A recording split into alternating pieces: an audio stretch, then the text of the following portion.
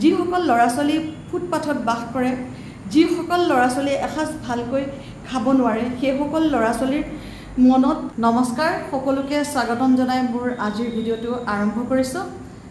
দুৰ্গা পূজা সমাগত আৰু মাত্ৰ কেইদিনমানৰ পিছতেই দুৰ্গা পূজা, আৰু সকলোৱে দুৰ্গা পূজাৰ কাৰণে বজাৰত ব্যস্ত, বজাৰ কৰিবলৈ গৈছে। কোনোবা মাকৰ লগত গৈছে, কোনোবা দেউতাকৰ লগত গৈছে, কোনোবা বন্ধুৰ লগত গৈছে, সৰু সৰুবোৰ মাক দেউতাকৰ লগত গৈছে, ডাঙৰবোৰ হয়তো বন্ধু বান্ধৱৰ লগত গৈছে, কোনোবা বয়ফ্ৰেণ্ডৰ লগত গৈছে, কোনোবা গাৰ্লফ্ৰেণ্ডক লৈ গৈছে। এনেধৰণে সকলোৱে বজাৰত ব্যস্ত, সকলোৱে পূজাৰ বজাৰলৈ ব্যস্ত হৈ আছে। আৰু মই আমাৰ ৰেষ্টুৰেণ্টৰ বেলকনিৰ পৰা মাজে সময়ে চাওঁ, দেখা পাওঁ গাড়ী মটৰৰ ভিৰ, বজাৰ কৰিবলৈ যোৱা মানুহ বাইকত, বজাৰৰ কেৰি বেগবিলাক দেখা পাওঁ বাইকত লৈ পেলাই, ফেমিলি লৈ গৈছে, কোনোবা ৱাইফৰ লগত কোনোবা গৈছে। অলপ মাজে সময়ে বৰষুণো পৰি আছে কিনকিনীয়া, আৰু পূজাৰ বজাৰ কৰি আছে। ভাল লাগিছে দেখি। আৰু বজাৰত ইতিমধ্যে ভিৰ বাঢ়িছে পূজাৰ বজাৰত। কিন্তু এই যে মানুহবিলাক বজাৰলৈ অহা যোৱা কৰি আছে, বজাৰ কৰি আছে, এই দৃশ্যবোৰ দেখি দেখি মোৰ মনলৈ এটা ভাৱ আহিছে, ময়ো বজাৰ কৰোঁ উৎসৱ আহিলে। আৰু সকলোৱে কৰিবই, নহয় জানো? এটা উৎসৱৰ সময়ত সকলোৱে নতুন কাপোৰ লয়, তাতে আকৌ দুৰ্গা পূজা বছৰৰ মূৰত এবাৰ আহে। ৩-৪ দিনীয়া কাৰ্যসূচীৰে পূজাৰ উদযাপন কৰে মানুহে। ভাল লাগে, মোৰো ভাল লাগে। গতিকে সকলোৱে নিশ্চয় এই উৎসৱবিলাকৰ সময়ত বজাৰ কৰিবই।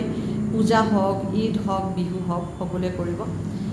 কিন্তু যিসকল মানুহ দৰিদ্ৰ সীমাৰেখাৰ তলত বাস কৰে, যিসকলে এসাঁজ ভালকৈ খাব নোৱাৰে, যিসকল মাক দেউতাকে তেওঁলোকৰ সন্তানক এযোৰ কাপোৰ দিব নোৱাৰে, ভাল কাপোৰ, দামী কাপোৰৰ কথা বাদেই, কেৱল পিন্ধিবৰ কাৰণে, শৰীৰটোক সুৰক্ষিত কৰি ৰাখিবৰ কাৰণে, লজ্জা নিবাৰণ কৰিবৰ কাৰণে এযোৰ সাধাৰণ কাপোৰ কিনি দিব নোৱাৰে মাক দেউতাক যিবিলাকে, তেওঁলোক যিসকল দৰিদ্ৰ সীমাৰেখাৰ তলত বাস কৰে, তেওঁলোকৰ মনত আজিৰ নিচিনা দিনটোত কেনেকুৱা অনুভৱ হৈছে?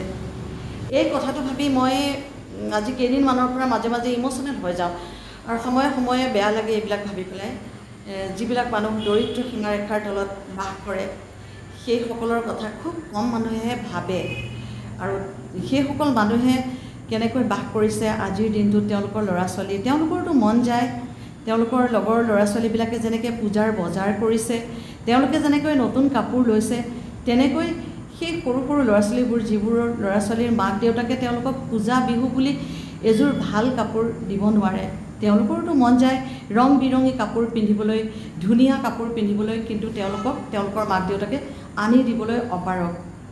এই দৰিদ্ৰ সীমাৰেখাৰ তলত বাস কৰা শিশুসকলৰ, তেওঁলোকৰো এটা সপোন থাকে, পূজা চাবলৈ যাম, পূজাত নতুন কাপোৰ পিন্ধিম, ফূৰ্তি কৰিম, বেলুন ল'ম, ইত্যাদি ইত্যাদি।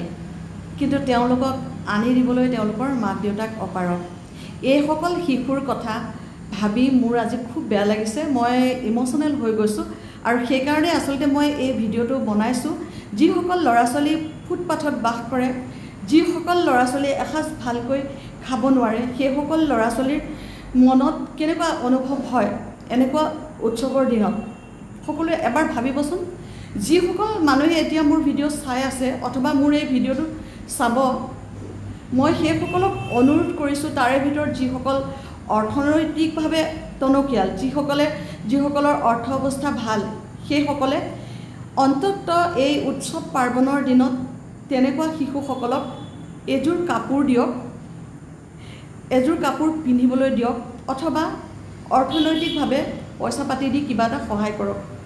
নিশ্চয় সেই শিশুসকলে হাঁহিব, সিহঁতৰ মুখত যে হাঁহিটো বিৰিঙি উঠিব,